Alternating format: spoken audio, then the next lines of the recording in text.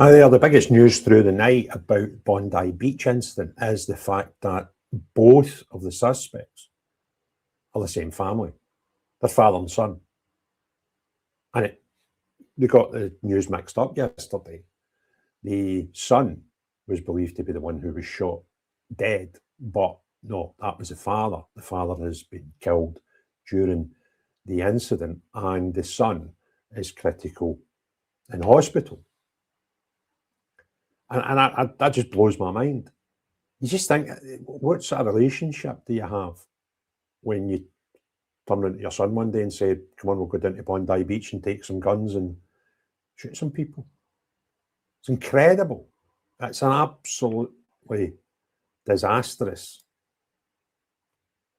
situation. And unfortunately as well, the death toll's risen. I think we were at 11 last night when we all went to bed. And we're now at 16. And the 16 includes one of the gunmen. The victims range from 10-year-old to 87, including a British-born rabbi and a Holocaust survivor, a 10-year-old girl, and a French national. So the attackers have now been named locally as Sajid and Navid Akram, the dad, 50 years of age, the son, 24. And it's the father, Sajid, who's been shot and killed by police at the scene. He did hold, apparently, a legal licence to have recreational hunting guns, and he had 6 firearms registered in his name, which were all used in the attack. His son is Australian-born citizen who's in critical condition, and I think there was a bit of crossover on the identification, because yesterday the claims were that the Navid was born in Lahore. It now appears that was incorrect, and that was in fact the father. It was also incorrect to say Navid was shot dead when it was in fact the father. So there's been a bit of confusion over the suspects, which has now been rectified. And yesterday there was news and reports that there was a third suspect, possible suspect. That's now been ruled out by New South Wales Police Commissioner Mal Lanyon, and he confirmed that they're satisfied now that it was just the father and the son, and I'm not looking for any third person. And the motive has been called as terrorism. It's officially been declared a terrorist attack that deliberately targeted the Jewish community during the Hanukkah by the Sea celebration.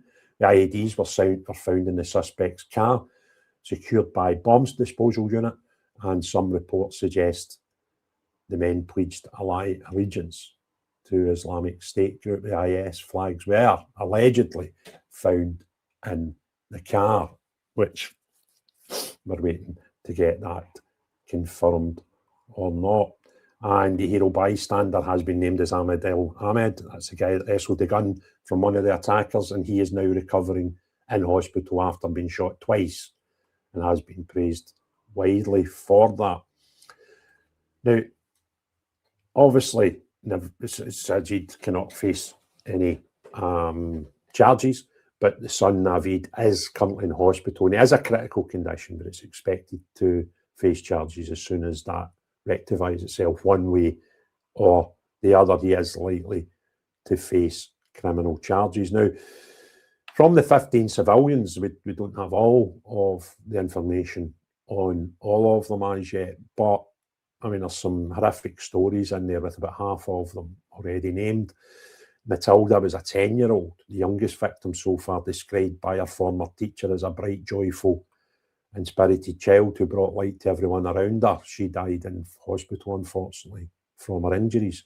We've got a British-born rabbi, Eli Schlander, who was 41. We've got Alexander Keitman, 87 years of age, who survived the Holocaust. And I find that's just absolutely bonkers that a man can survive the Holocaust but can't survive a trip to Bondi Beach. That's the sort of world we live in currently.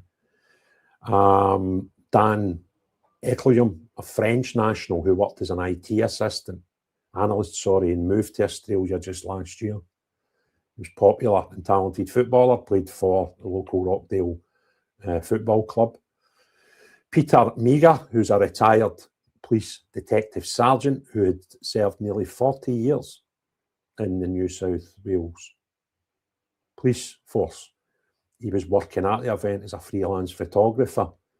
And he was a much loved figure and long-time volunteer at Randwick Rugby Club. Ruby Morrison, an immigrant from former Soviet Union, who came to Australia in the 70s, believing it was the safest country in the world from anti-Semitism.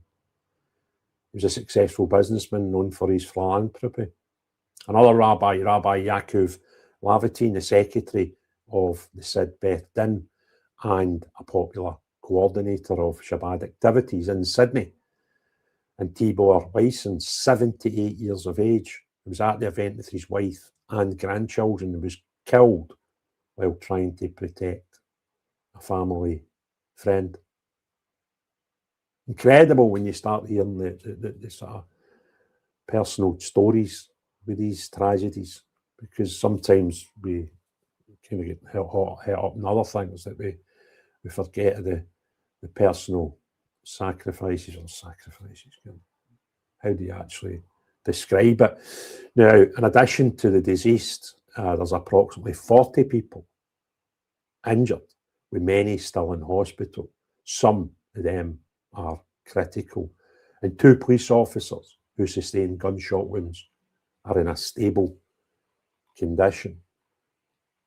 It is just absolutely horrific as each passing hour more details come into public domain. And there's been reaction across the globe. There are many communities, Jewish communities around the world now feeling a bit unsure, unsafe.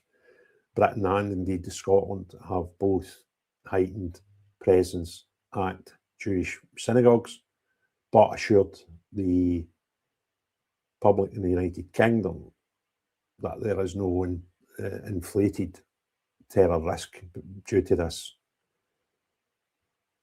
scene.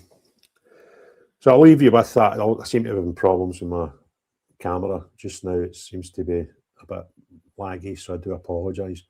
And just hopefully, fingers crossed, this doesn't increase anymore. As I say, when you go to your bed and there's 10 people dead and you wake up and there's 16, it's just a bit saddening. And some people already saying, what's the connection to all these terror attacks? Well, if you need me to tell you, you've not been concentrating or thinking. So I'll leave it at that. And if you've already subscribed to the channel, please double check you are. And if not, hit the subscribe button, click the like button, put your comments below. But this video seems a bit laggy, so I don't know how good it'll look at your end. If it's poor, I apologise.